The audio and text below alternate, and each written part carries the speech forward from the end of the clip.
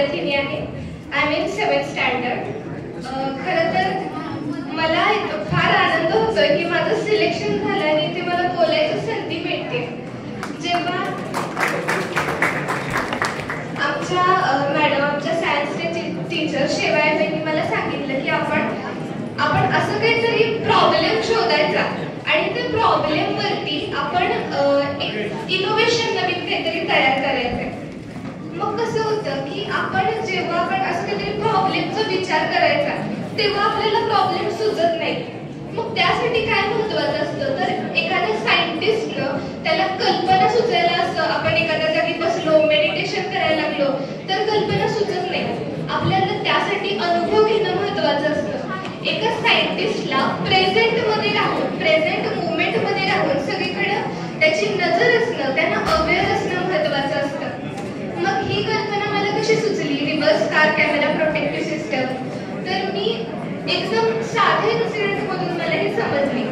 मी फिरायला गेले होते तेव्हा पावसाचे दिवस होते आणि बाबा जेव्हा रिव्हर्स घेत होते तेव्हा त्या स्क्रीनवरती आपल्याला नीट दिसायला हवं होतं मागचं बॅक साईड, पण ते दिसलंच नाही, ते ब्लर होतं.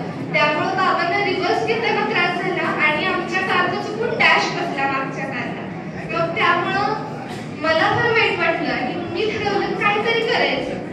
मग मी थोडं रिसर्च केलं आणि आपण एखादा प्रॉब्लेम दिसल्यावर तो वगळायचा नाही किंवा प्रश्न विचारायचं थांबायचं नाही. मग मी ते सर्च केलं तेव्हा मला कळलं कॅमेरा ऑप्टिक्सच्या प्रिन्सिपलवर चालतो. मग जर त्यामध्ये लाईटच नीट पोहोचली नाही त्या लेन्स पर्यंत तर आपल्याला नीट दृश्य कसं दिसणार. मग त्यासाठी त्या लेन्सचं प्रोटेक्शन महत्वाचं आहे. मग माझ्या बाबांचा मी जुना कॅमेरा बघितला, त्याला कॅप होती त्या लेन्सच्या प्रोटेक्शनसाठी. मी कॅपचा विचार केला बट कॅप इनकन्व्हिनियंट झाली असती, तिला लाईटच ब्लॉक केली असती. मग मला असं काहीतरी हवं होतं जे एलिव्हेटरच्या डोअर्स सारखं क्लोज किंवा बंद होतं किंवा मॉलच्या डोअर्स सारखं, पण त्यामध्ये प्रोग्रामिंग असतं, सेन्सर्स असतात, पण ते काही मला जे येत नाही ते मग दुसऱ्यांकडून करून घेण्यात अर्थ नाही. इनोव्हेशन माझं असायला हवं. मग मला सुचलं की त्यामध्ये इलेक्ट्रोमॅग्नेटिझम वापरायचं. मग मी माझ्या प्रोजेक्टमध्ये सॉलिडॉइड कॉइल वापरले, त्यामध्ये इलेक्ट्रोमॅग्नेटिझम वापरलं आणि त्यावरती माझं प्रोजेक्ट वर्क करतं. खरं तर आपण प्रेझेंट मुवमेंटमध्ये राहून सगळीकडे निरीक्षण करायला हवं. आता जरी आपलं सिलेक्शन झालं असलं, ज्यांचं सिलेक्शन झालं असेल किंवा नसेलही झालं, आता ते मॉडेल तसंच ठेवायचं नाही. आपल्याला आणखी काय करता येईल, त्यामध्ये सुधारणा काय करता येईल यासाठी आपण आणखी सगळीकडे पाहणं महत्वाचं आहे, सगळीकडे लक्ष देणं महत्वाचं आहे. सगळ्यात महत्वाचं म्हणजे आपल्या टीचर्सचं ऐकणं महत्वाचं आहे. कारण मी त्यांचं ऐकूनच, आमच्या शेवाळेबाईंचा आणि डांगरेबाईंचा ऐकूनच मी यामध्ये भाग घेतला. मला कल्पना सुचली. आपण असं कल्पना आपल्याला सुचतात, जस्ट आपलं लक्ष सगळीकडे पाहिजे. खरं तर इन्स्पायर अवॉर्डचे मला आभार मानावे वाटतात की एवढं चांगलं आम्हा विद्यार्थ्यांना आमच्या आयडिया मांडण्यासाठी एक जागा दिली. आम्हाला जी काही आर्थिक मदत हवी असेल ती सुद्धा दिली. खरं तर त्याबद्दल त्यांचं खूप खूप धन्यवाद. मी पुन्हा इथे येत राहील कारण मला तर फार आवडतं माझ्या आयडिया प्रेझेंट करायला. आणखी आपण आयडिया शोधत राहू. ज्यांचं सिलेक्शन झालं नाही त्यांनी सुद्धा आणखी कल्पना घेऊन पुढच्या वेळेस या आणि ज्यांचं सिलेक्शन झाले त्यांनी सुद्धा आणखी काय करता येईल याचा विचार करायचा. कधी थांबू नका, कारण थिंकिंग केल्यामुळं, रिसर्च केल्यामुळे, लक्ष दिल्यामुळे नवीन कल्पना येत राहतात, त्यामुळे समाजाला आणि आपल्याला महत्त्व मिळतं, आपल्याला मदत मिळते. तर मला इथे बोलायला संधी दिल्याबद्दल खूप खूप धन्यवाद. अतिशय सुंदर मनोगत व्यक्त केलंय. आणखी कोणी असेल मनोगत व्यक्त करणारा तर कृपया या. शाबास, जा जा जा.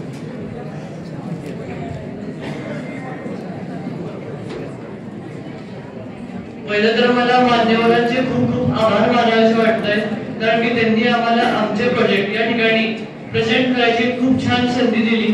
त्यात माझं सिलेक्शन झाल्यावर मी अधिक खुश आहे, कारण की हा प्रोजेक्ट खूप गरजेचा होता.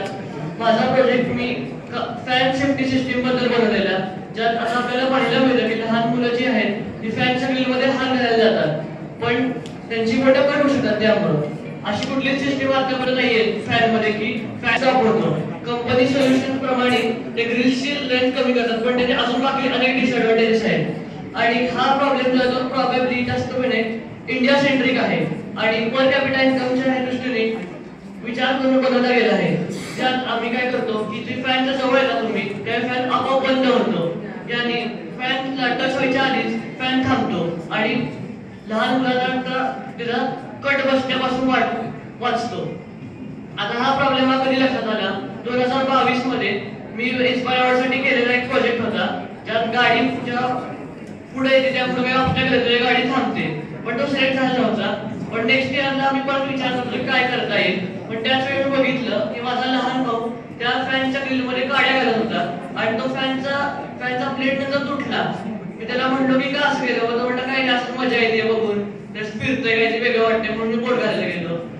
मी विचार केला की काय करता येईल यावर, यावरती काही सोल्युशन आहेत का, कंपन्यांनी काय केलंय की आपल्याला काय बदल करता येईल. म्हणून मी अशी सिस्टीम बनवली ज्यात सेन्सर वापरून आपण फॅन स्टॉप करून टाकतो. आता याबद्दल ऍक्च्युअल रिसर्च हा काल खूप जास्त एक महत्त्वाची गोष्ट कळाली. काल माझ्याकडे 2 जण आली या कॉलेजची होती, जे मला म्हणाले, त्यातला एक मुलगा म्हणाला की तू आधी का नाही आला, तुझा आयडिया आधी का नाही तू पब्लिश केली, कारण की जर तू आधी आलास तर ही आयडिया आधी आली असती तर माझी बोट वाचली असती. त्याची लिटरली 3 बोट कट झालेली या फॅनमुळे. तर तो म्हटला की ही आयडिया फार इम्पॉर्टंट आहे आणि फॅनचे कंपनीचे सोल्युशन आहे ते इनफ नाहीये, सफिशियंट नाहीये, कारण की त्यात खूप सारे फ्लो आहेत, कारण की ते ब्रेक होऊ शकतं, काही होऊ शकतं आणि एकदा बोट गेलेलं दुःख त्याच मुलाला करू शकतं. सो हा प्रोजेक्ट खूप गरजेचा आहे. फर्स्ट ऑफ ऑल मी खूप आभार मानतो सगळ्या मान्यवरांचे, त्यांनी मला माझं मनोगत व्यक्त करण्याची संधी दिली. खूप खूप आभार, खूप धन्यवाद. धन्यवाद. छत्रपती शिवाजी महाराज की जय, भारत माता की जय. अखंड हिंदुस्थानाचे आराध्य दैवत छत्रपती शिवाजी महाराज, त्याचप्रमाणे विद्येची देवता असणारी आपली सरस्वती माता, या सरस्वती मातेला आणि छत्रपती शिवाजी महाराज, डॉक्टर APJ अब्दुल कलाम, त्याचप्रमाणे CV रमन यांच्या या पूर्णाकृती त्यांच्या पुतळ्यास नमन करतो. उपस्थित सर्व मान्यवरांच्या चरणावर नतमस्तक होतो आणि आजच्या मनोगताला सुरुवात करतो.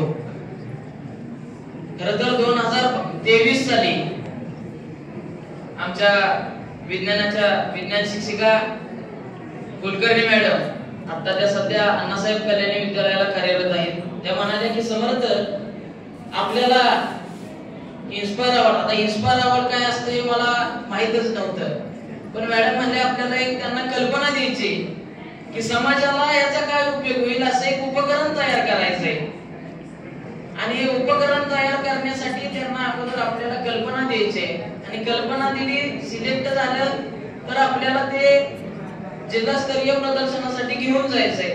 मी म्हणालो मॅडम चालतंय, मी करतो. आणि मी देखील सामाजिक कार्यात सहभागी असतो. गावामध्ये असणारं नाव तरुण गणेशोत्सव मंडळ आहे, नवरात्रोत्सव मंडळ आहे, त्याच्यामुळे दिसते. आणि यामध्ये कार्य करत असताना मला असं लक्षात आलं की सगळ्यावर यंत्र निघाली, सगळ्यावर यंत्रणा निघाली, परंतु आता महाप्रसाद म्हणलं की भाविक भक्त हजारो शेकडो येतात, मग त्यांना सगळी वाढायची तारांबळ होत असते. मग मी काय केलं, म्हणलं बाबा सगळ्यावर यंत्रणा निघाली पण पाणी वाढण्यासाठी कुठलंच यंत्र नाही. आता पाणी वाढत असताना हात स्वच्छ असतात, मुलांच्याच नावात असतात, त्यामुळे कसं पण वाढ, चल बंद तुटली चल कर. मग ते करत असताना असं माझ्या लक्षात आलं की बाबा पाणी वाटपावर यंत्र तयार करावं. मग पाणी वाटपावर यंत्र या ठिकाणी मी तयार केलं. सुयोग्य असं पाणी वाटपाचं यंत्र मी या ठिकाणी तयार केलं आणि हे 3 दिवसाचं जिल्हास्तरीय विज्ञान प्रदर्शन आणि माझ्या उपकरणापेक्षा मी जास्त 3 दिवसातले अनुभव या ठिकाणी प्रकट करणार. मजा सुरू आहे यार. 3 दिवस जे मला अनुभव आले, खरंच ना विद्यालयाची आठवण, ना घरची आठवण, ना कोणाची आठवण. कारण इथले जे आमचे या यशोदा टेक्निकल कॅम्पसचे आमचे सर्व बंधू भगिनी आहेत, सुंदर अशी आम्हाला सर्व्हिस त्यांनी दिली। योग्य ठिकाणी योग्य वेळी आम्हाला योग्य ते मार्गदर्शन त्यांनी केलं। त्याचबरोबर आमच्या विद्यालयाचे विशेष मार्गदर्शक श्री साळुंके सर यांचं देखील आम्हाला मार्गदर्शन मिळालं। उपस्थित मान्यवरांचं देखील आम्हाला पहिल्या उद्घाटनाच्या समारंभाच्या दिवशी आम्हाला त्यांचं मार्गदर्शन मिळालं। त्यांच्यामुळेच आम्हाला ऊर्जा मिळाली की कोणतेही काम करायला, प्रेझेंटेशन करताना किंवा कोणतेही कार्य आम्ही या 3 दिवसात केलं, 2 दिवस, त्यामध्ये आम्हाला त्यांच्यामुळेच ऊर्जा आली। सर्वप्रथम त्यांचं मी मनपूर्वक आभार मानतो। त्याचप्रमाणे हे सुसज्ज असं यशोदा टेक्निकल कॅम्पस आणि या जिल्हास्तरीय प्रदर्शनासाठी ज्यांनी 3 दिवस आम्हाला हे यशोदा टेक्निकल कॅम्पस साठी त्यांचं संपूर्ण जे हॉल आहे, बाहेर जी दिलेली जागा आहे, त्याबद्दल मी सर्वप्रथम त्या सरांचं या ठिकाणी आभार मानतो की त्यांनी आम्हाला ही जागा खुली करून दिली आणि जिल्हास्तरीय प्रदर्शनासाठी विशेष करून आम्हाला जागा खुली करून दिली। त्यांचं सर्वप्रथम मी मनपूर्वक आभार मानतो। त्याचप्रमाणे सुंदरपणे आमचं परीक्षण केलं त्या सर्व परीक्षकांचं देखील मी मनपूर्वक आभार मानतो। आणि उपस्थित माझे सर्व यशस्वी बंधू भगिनी, यशस्वी न झालेले बंधू भगिनी, आता यशस्वी न झालेले म्हणजे यशस्वी ते झालेलेच आहेत, म्हणजे यशस्वी झाले म्हणजे जास्त हे झाले नाही, पण जे अयशस्वी झालेले आहेत ते खरे यशस्वी झालेले आहेत।